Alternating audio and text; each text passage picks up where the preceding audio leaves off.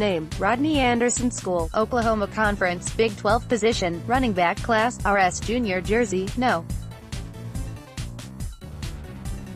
24. Recruitment rating: 4-star HT, 6 feet 1 inch WT, 219 DOB. The 12th of September 96. Highlights: Rodney Anderson, 2017-18 highlights. Oklahoma. Like, comment, and subscribe for more.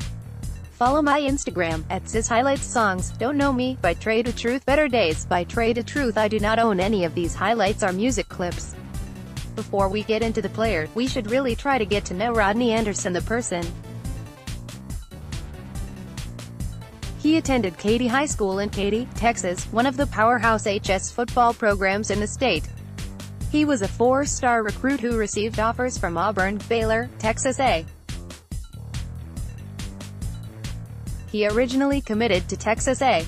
He had an up-and-down career on the football field at Oklahoma because of injuries, but did graduate with a degree in Arts and Sciences in May 2018 and is pursuing his master's in Human Relations. Pros: Rodney Anderson has the ideal size and athleticism to become a featured back in the NFL. He shows good patience and vision on film to allow his offensive linemen to secure their blocks before sticking his foot in the ground and exploding through the hole. He runs behind his pads and shows good strength, loose hips, and balance to run through arm tackles. More than capable of picking up those dirty yards, and is surprisingly slippery as a runner in the open field. Anderson is capable of playing in a power scheme or a zone-heavy scheme like the Dallas Cowboys deploy. He has been featured in a number of rushing concepts including gap, power, red action, and power sweeps. His talent also carries over to the passing game. He possesses soft hands and looks natural catching the ball both out of the backfield and down the field as a receiver. Solid in pass protection, but this is an area of his game where he can improve. Cons: the biggest negative about Rodney Anderson is his injury history at Oklahoma. He is basically a one-year wonder because of 3 separate season-ending injuries, but bad things happen in 3, so maybe that's behind him. Durability will be a question mark entering the NFL though. His vision is sometimes questionable, especially on inside and outside zone reads. Has a tendency to try to bounce runs to the outside too often or cut back too quickly. Shows good explosiveness, but only average burst through the hole. Seems to have adequate long speed on tape, but his 40-yard dash time will be heavily scrutinized if he's able to run at the NFL's scouting combine. In the passing game he needs to improve his route running and pass protection if he wants to be a 3-down back in the NFL. The talent is there, just not the production and consistency. Will also have to prove he can be productive against stacked boxes at the next level since he rarely saw any in college due to Oklahoma's spread offense. Cowboys fit: if the Dallas Cowboys are looking for a running back capable of being a featured back in the NFL, while also spelling Ezekiel Elliott from time to time, then Rodney Anderson is their guy. His combination of power, balance, explosiveness, and scheme diversity could come in handy as their RB2. Not only would he provide a good insurance policy if the unthinkable were to happen to Zeke, but he could take over if they decide not to give No. 21 a contract extension. There is a lot to like about Rodney Anderson's game and his ability to contribute in the running and passing game, but he is not by any means a clean prospect. Despite his immense talent, his injury history and lack of consistency in college is bothersome. But, as a mid-round pick, the reward far outweighs the risks. Paired with Elliott, the Cowboys could have a formidable 1-2 punch in their backfield and could pound opposing defenses into submission. 2019 NFL Draft: Dallas Cowboys Oklahoma Sooners. Rodney Anderson running back. Since Chris Richard has taken over the back end of the Dallas Cowboys defense, they have clearly shown a bias towards a type of cornerback. Richard, looking to build this Dallas unit in a similar form to his Seattle teams, has prioritized long corners both in height and arm length. As his responsibilities within the organization increase, it's only fair to expect Chris Richard to have more say in who the Cowboys defense acquires in terms of talent. This means we should anticipate more defensive backs who fit his type, such as Kentucky Wildcats cornerback Lonnie Johnson Jr. The player. So why does Lonnie Johnson fit the mold of what Chris Richard tends to look for? Well, for starters, he is 6 feet 3 inches and 206 pounds with 32¼ arms. He's a long corner with excellent size and the trait profile which indicates he could be the perfect candidate to play cornerback in Dallas. While he might look great on paper, the tape is always the most important factor for evaluating and projecting talent. And, for Johnson, the tape isn't all that great. Despite his length, Johnson struggled mightily in press man coverage at Kentucky. Too often he is late or ineffective with his hands, leaving him susceptible to being blown by the opposing receiver. He often loses balance due to poor footwork, and is rather average with his hips and quick change of direction. Where Johnson was his best in college was in zone coverage, playing his deep third of Kentucky's cover 3 look. Rarely did he allow receivers behind him in zone coverage, and displayed good instincts when deciding whether to jump routes or play more conservatively when playing in that deep third. He was not nearly as comfortable underneath, and Kentucky didn't ask him to play in that role too often. Because of how big he is, Johnson is able to contest at the catch point regularly, yet he only deflected 9 passes in 2 years. What gives me the most hope for Lonnie Johnson as a prospect, besides his length, is his Senior Bowl performance. Johnson impressed daily at the Senior Bowl, looking more comfortable in man coverage and playing much better in his press technique. Was this Johnson becoming more comfortable over time and a sign of things to come at the next level, or was it an anomaly that we shouldn't read too much into? The answer to that question is up to the individual teams, but his combine performance will play a huge role in how those teams answer. The fit, as I've discussed already, Lonnie Johnson Jr. fits what Chris Richard tends to look for in his cornerbacks. He is long, tall, and relatively athletic, making him a clay piece for a coach like Richard to develop. The question is, however, how much development can really occur? The highs for Johnson are rather high when he maximizes his natural abilities on the field. But too often he is sloppy in technique or looks lost in man coverage. Whether or not Richard can fix Johnson completely may never be seen, but teams, especially this one, could fall in love with him as a prospect for what he can become if it all comes together. Our search for a new pass catcher for the Cowboys in this year's draft class continues, this time with a wide receiver. South Carolina's Deebo Samuel put himself on the map with a strong sophomore season, but fell off a bit due to a severe leg injury early in 2017.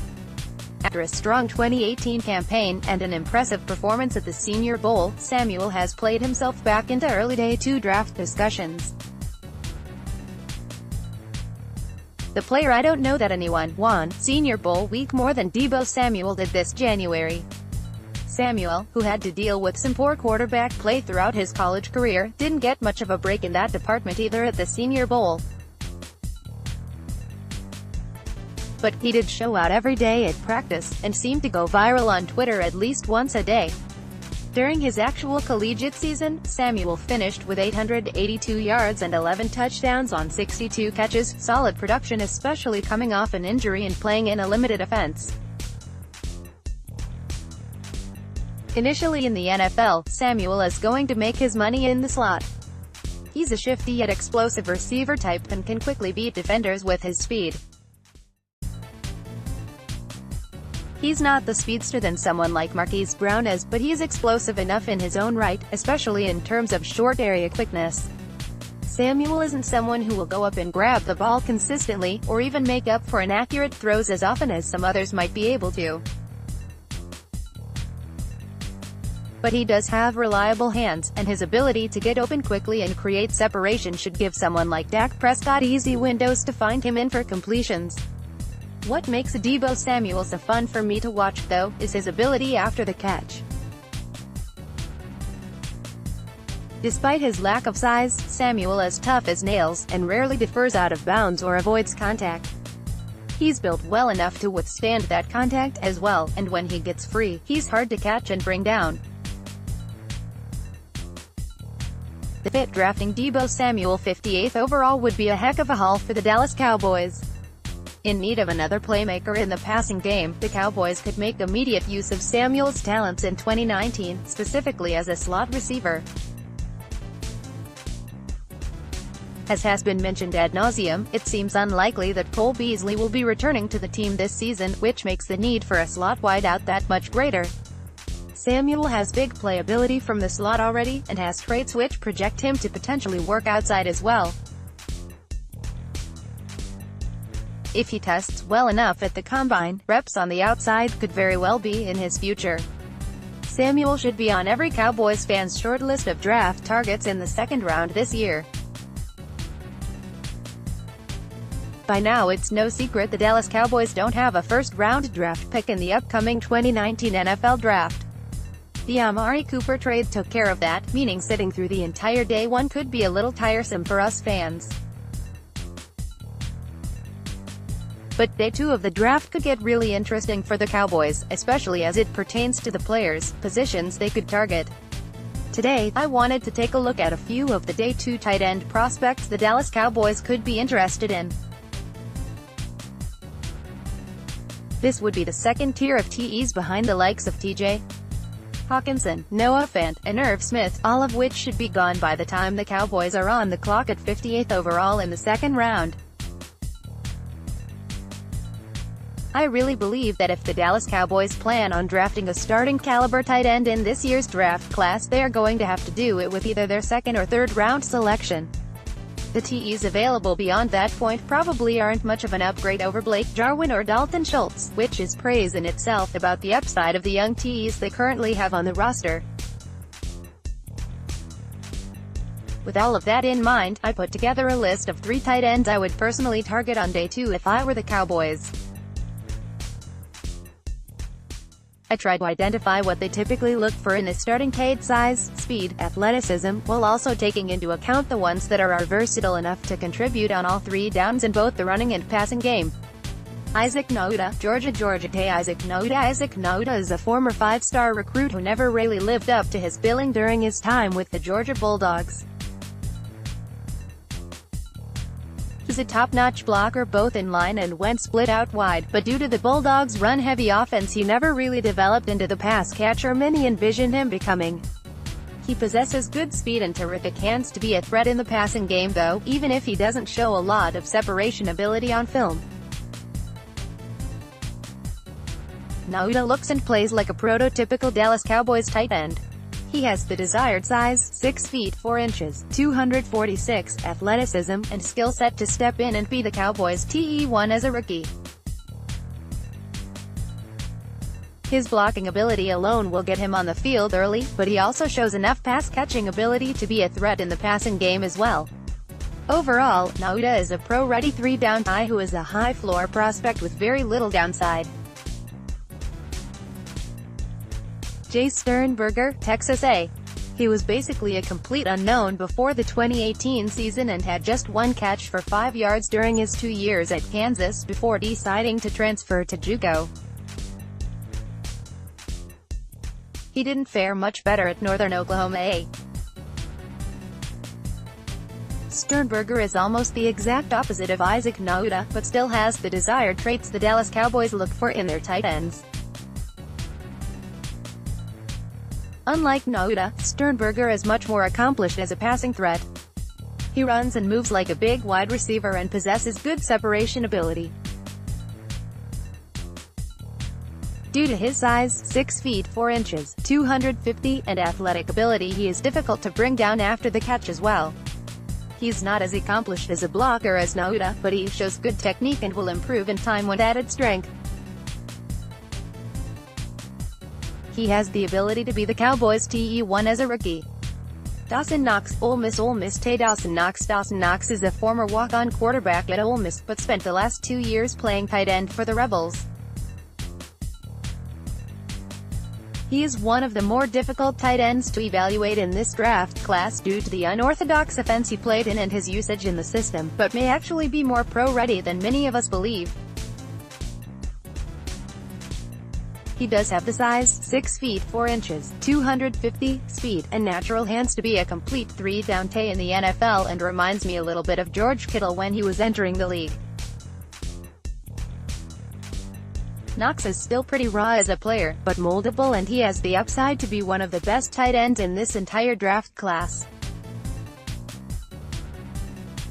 He'd probably compete to be the Dallas Cowboys TE1 as a rookie, but it might be better for him to be in a timeshare of sorts while he develops his God-given talent. Nevertheless, I have a hard time seeing him making it out of day 2 of the draft, especially after he puts on a show at the NFL Scouting Combine. His talent might be too much for the Cowboys to pass up.